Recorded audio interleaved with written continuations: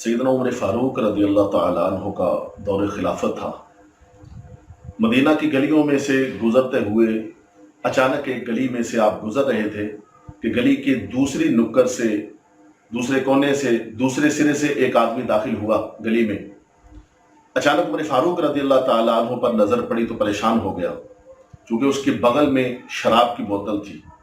अब वो दिल में घबराने लगा कि अगर भागता हूं तो भी पकड़ा जाऊंगा, अगर झूठ बोलता हूं तो फिर भी पकड़ होगी, अगर उमर फारूक रज़ी अल्लाह तआला अन्हु ने शराब देख ली तो हद जारी कर देंगे, सजा भी मिलेगी।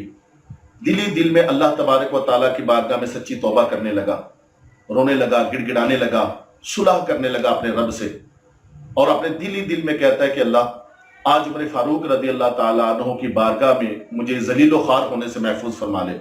अल्लाह मेरी इज्जत रख ले, मुझे बचा ले।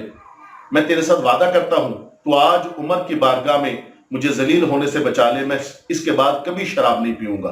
अल्लाह मैं सच्ची तौबा करता हूं। अल्लाह मैं तेरे साथ पक्की सुलह और पक्की दोस्ती कर लेता हूं, आइंदा कभी ऐसा नहीं करूं। इतनी देर में उमर फारूक रज़ी अल्लाह तआला अन्हु उस नौजवान के पास आ गए, और आते ही इरशाद फरमाया कि नौजवान, ये बगल में क्या छुपा रखा है?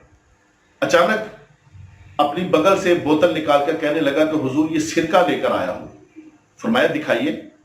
जब बोतल को खोला, चेक किया, देखा तो वो वाकईतन सिरका बन चुका था।